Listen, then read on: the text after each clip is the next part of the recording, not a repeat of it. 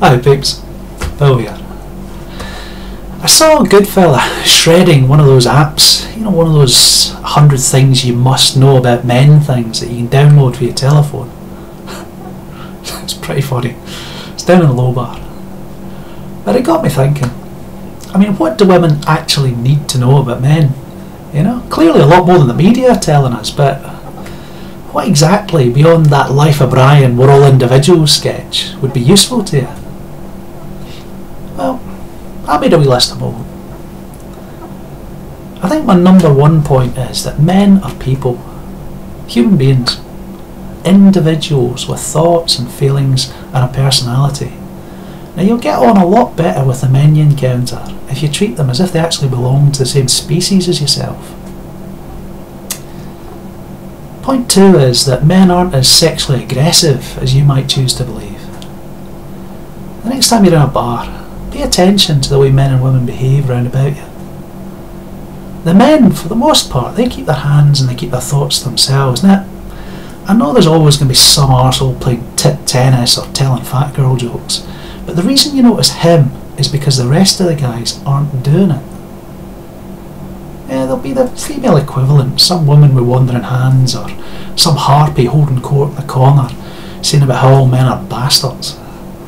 But that's not what I want you to look out for. I want you to notice that women are space invaders.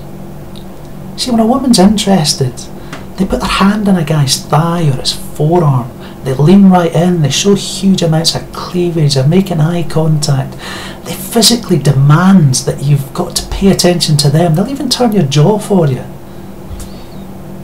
Now I know what you're thinking. You've read all the glossy magazines and they said that it was okay to do that. Yeah, because that's how you let a guy know you're interested in him, and guys love that, and guys are obsessed with sex, and you're special and he should be grateful for your attention, and let's face it, you're worth it.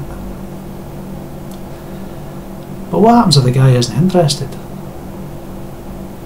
You see, you get to decide a guy's creepy based on the clothes that he's wearing or the way that he's looking at you.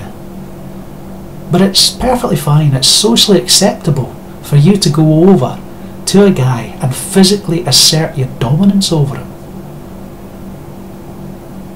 If you're not the kind of person who frequents bars or goes to parties, just check out a young person's blog. You know, I don't know, Rebecca Watson's. Check out the pictures that have got men in them. Notice how often that man's got a hand on his chest, or he's been partly undressed, or somebody's marked his skin.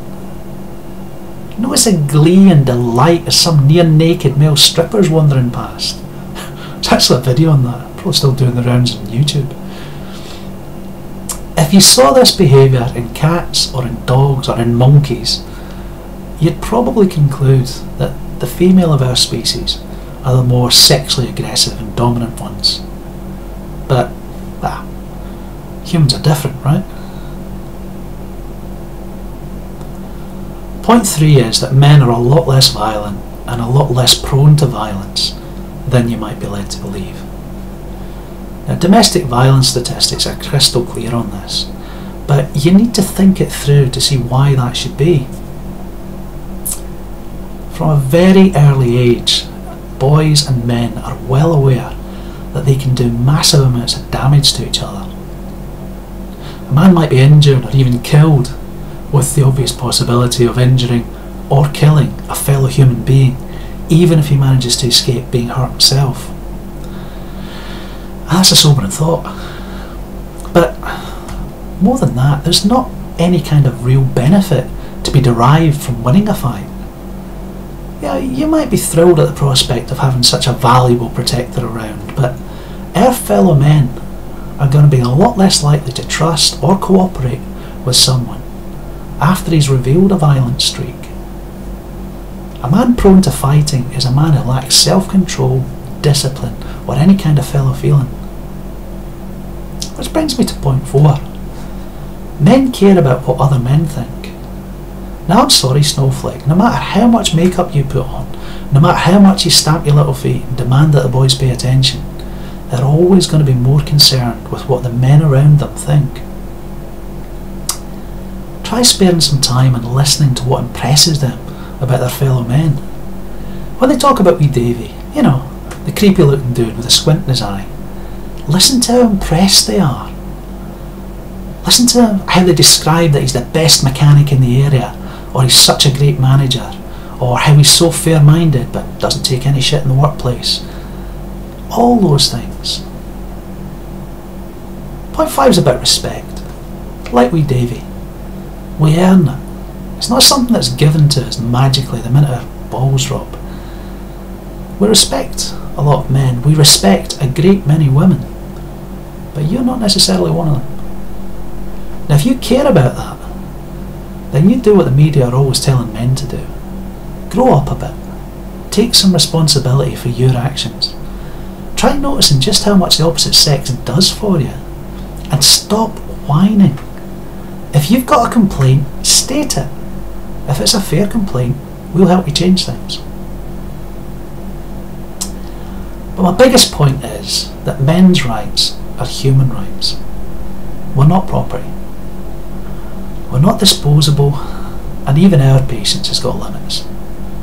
Now we'll partner with you if that's what you want, and we'll protect you, and we'll provide for you, even when you choose not to see us doing it.